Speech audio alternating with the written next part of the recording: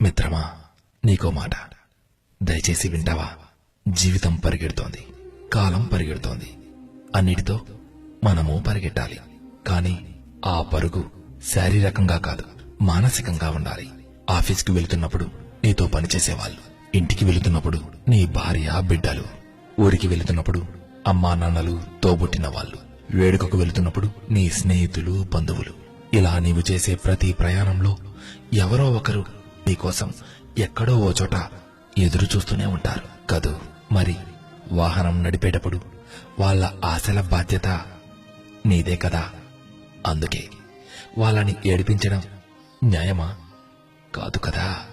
వేగంగా వాహనం నడిపితే నీలో కలిగే ఉత్సాహం కన్నా వారికి నీవు క్షేమంగా కనిపిస్తే కలిగే ఆనందపు విలువ లెక్కించలేనన్ని రెట్లు ఎక్కువ.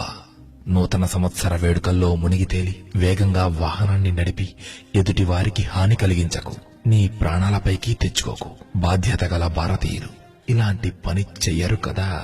నీవు క్షేమం కోరే నీ ఆప్తులకు ఈ వీడియోని షేర్ చేస్తూ వారి క్షేమాన్ని ఆకాంక్షించు.